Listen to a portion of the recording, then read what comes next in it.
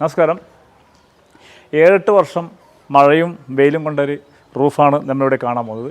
ഈ റൂഫിൽ സൂക്ഷിച്ച് നോക്കിയാൽ കാണാൻ പറ്റും, കല്ലുകൾ തെളിഞ്ഞ് കാണുന്നത് കാണാൻ പറ്റും, ജെല്ലി മെറ്റൽ തെളിഞ്ഞ് കാണുന്നത് പറ്റും. എന്തുകൊണ്ടാണെന്നാൽ വെയിൽ കൊണ്ട് കിടക്കുന്ന ഒരു സ്ലാബിലേക്ക് വർഷങ്ങളോളം മഴയും വെയിലും മാറി മാറി കൊണ്ടതിൻ്റെ ഫലമായിട്ടാണ് ഈ മണലും സിമെൻറ്റും ഇതിൻ്റെ അകത്ത് തെറിച്ച് പോകുമ്പോൾ ആ തെറിച്ച് പോകുന്നതിൻ്റെ ഭാഗമായിട്ടാണ് ഈ കല്ല് ഇവിടെ കാണാൻ തുടങ്ങുന്നത്. ഇത് കോൺക്രീറ്റിൻ്റെ ബലക്ഷയത്തെയും ദീർഘകാലം നിലനിൽക്കുന്നതിനെയും ഇത് ബാധിക്കുന്നു. ഇത് ഒഴിവാക്കാൻ വേണ്ടിയാണ് നമ്മൾ വാട്ടർ മാനേജ്മെൻറ്റ് സിസ്റ്റം ചെയ്തത്, വാട്ടർ പ്രൂഫിങ് ചെയ്തത്. ഇതിൽ വാട്ടർ പ്രൂഫിങ് ചെയ്ത് ഇതിൻ്റെ ഔട്ട്ലെറ്റ് കിടക്കുന്നത് ഇവിടെയാണ്.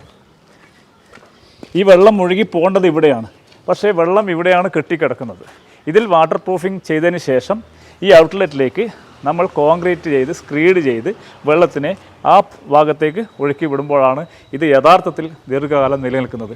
ഇത്തരത്തിൽ ചെയ്യാതെ കൊണ്ടാണ് നമ്മൾ കോൺക്രീറ്റ് കെട്ടിടങ്ങൾ ദീർഘകാലം നിലനിൽക്കാത്തതും അടിയിൽ നിന്ന് ലീക്ക് വന്ന് അടർന്നു വീഴുന്ന ഒരു അവസ്ഥയിലേക്കും നീങ്ങുന്നത്. ഇത് എല്ലാ കോൺക്രീറ്റ് ബിൽഡിംഗ് എടുക്കുന്ന എൻജിനീയേഴ്സും ആർക്കിടെക്ട്സും എല്ലാവരും കോൺക്രീറ്റ് ബിൽഡിംഗ് എടുക്കുന്നതോട് പറയുന്നുണ്ട്.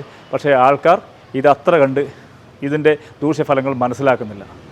ചൂട് കോൺക്രീറ്റ് ചുട്ടുപഴുക്കുമ്പോൾ ഈ കല്ലിൻ്റെ മുകളിൽ നിന്ന് കോൺക്രീറ്റ് എക്സ്പാൻഷൻ ആവുകയും അവിടെ ക്രാക്ക് വീഴുകയും ചെയ്യുന്നു. പല വീടുകളിലും ഇത് കാണാൻ പറ്റും. ചൂട് മൂലം സംഭവിക്കുന്നതാണ്. ഇതിനാണ് വാട്ടർ പ്രൂഫിങ് ചെയ്ത് സംരക്ഷിക്കുക എന്ന് പറയുന്ന പ്രധാനപ്പെട്ട കാരണം.